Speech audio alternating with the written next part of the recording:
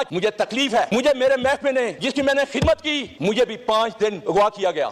मैं ऊपर अल्लाह के नाम लिखे हुए हैं, झूठे पे अल्लाह ने लानत भेजी हुई। मर्जी के अफसर लगवाते हैं, उन्हीं से फिर इलेक्शन जीतते हैं, बाद में कहते हैं ये ब्यूरोक्रेसी करप्ट है। आज तक हमने क्या किया? मुझे शर्म आ रही है, और मुझे सबसे बड़ी तकलीफ यह है कि जिस थाली में खाते हैं उसी में सुराख करते हैं। भगौड़ा अरबपति है, जिसकी पुष्ट बनाई हमारे लोग करते हैं, जो लोगों के इलेक्शन, झूठ, मुनाफिकत, करप्शन, कुंबा परवरी, जाती मफाद को आगे रखकर अपनी आंखों से 6 साल बच्ची की लाश। अस्सलामुअलैकुम नाज़रीन इकराम, आपको मुकम्मल वीडियो दिखाते हैं। आज साबिक आर्मी जनरल ने असम्बली के अंदर तूफ़ान बर्पा कर दिया। इमरान खान की आवाज़ उठाते हुए आर्मी चीफ से बड़ी अपील कर दी। पाकिस्तान तहरीक इंसाफ के साथ जो कुछ हुआ वो पूरी दुनिया के सामने है। आर्मी जनरल के असम्बली में पहुंचते ही तूफ़ान बर्पा हो गया। नाज़रीन इकराम, आप ये वीडियो देखिए, फिर इस पर डिटेल में बात करते हैं। स्पीकर, ये जो फ्लड आया है नाहानी, अल्लाह की नाराज़गी है। अल्लाह ताला कुरान में, जो मैंने आपको 28 पारे की 1-2 आयत पढ़ी हैं, अल्लाह ताला कहता है, ऐ ईमान वालो, अल्लाह से डरो और सोचो कि आगे क्या भेज रहे हो आखिरत के लिए। अल्लाह से डरो, अल्लाह सब कुछ जानता है। अगली आयत, ला तकूनू कल्लज़ीना नसुल्लाह, अगर आपने अल्लाह को बुला दिया तो अल्लाह भी आपको बुला देगा, फिर हफाज को में हो जाएगी। तो वहाँ मैंने इसके असरात देखे। 22 अमवात पूरे पंजाब में। गवर्नमेंट का जो गलत डेटा है उसमें कहा है 32 हुई हैं। मेरे हल्के में 22, मैं आपको लिस्ट दे सकता हूँ। और एक ख़ानदान के 6 अफराद, अपनी आंखों से 6 साल बच्ची की लाश। हम कम से कम सीरियस बात सुना करें, लॉबी में जाके गप्पे लगाएं। मैंने अपनी आंखों से एक अकलौता बेटा 21 साल का सैलाब की नज़र होते देखा, उसकी लाश निकाली। मैंने 13 साल की बच्ची हूँ। एक ख़ानदान के 6 बच्चे, गरीब ख़ानदान, उजड़ गया। मवेशी बह गए, फसलें तबाह हो गईं।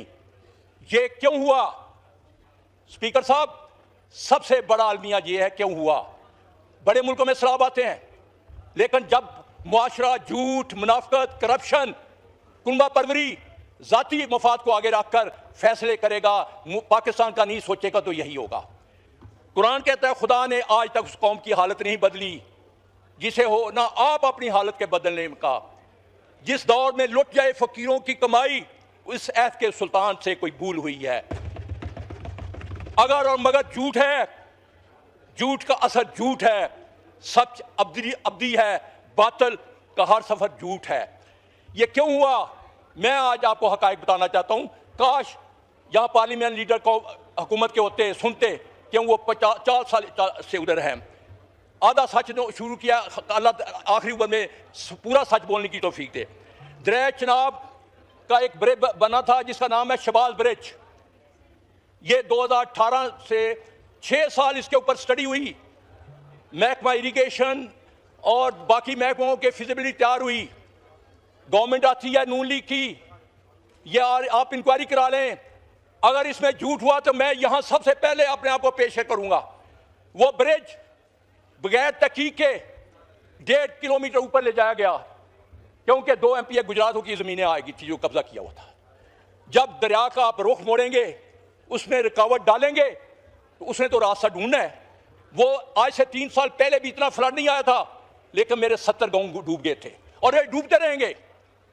उसके बाद रेत माफिया बड़ी बड़ी मशीनों से, एक पुलिस का सिपाही भगौड़ा अरबपति है, जिसकी पुष्ट बनाई हमारे लोग करते हैं, जो लोगों के इलेक्शन लड़ता है। ये रेत निकालता है, वो रेत के लिए अपना रास्ता बंद तोड़ा हुआ था, उसी बंद से यह सारा फ्लड आया है। ये क्या है? क्या हम मुस्लिम मुआशरा हैं? हमें तो बेहतरीन उम्मत में पैदा किया गया था कि हम मुनाफिकत हम में, झूठ हम में, करप्शन हम में, अपनी मर्जी के अफसर लगवाते हैं, उन्हीं से फिर इलेक्शन जीतते हैं, बाद में कहते हैं ये ब्यूरोक्रेसी करप्ट है। आज तक हमने क्या किया? सब्जेक्ट पे रहिए जी, प्लीज। जी अपने हल्के का बताइए। अपने हल्के का मैं रहा हूं। मैं दिल मेरा रो रहा है। स्पीकर साहब, चले मेरे साथ, सड़कों का हाल देखें। डेवलपमेंट के नाम पे यहाँ PND मिनिस्टर मेरे मसाए हैं, खुद उन्होंने कहा कि 60% करप्शन होती है डेवलपमेंट के कामों में। एक सड़क वहां साबित नहीं है। मैं सर गांव में नहीं पहुंच सका, मैं पैदल चल कर गांव में पहुंचा। सड़कें टूट गई, कि नाकस मटीरियल इस्तेमाल होता है, ठेकेदार जो इनके इलेक्शन लड़ते हैं उनको ये ठेके देते हैं। खुदारा एक टीम बनाएं, नेशनल असम्बली की, मेरे साथ चलें, आप भी चलें।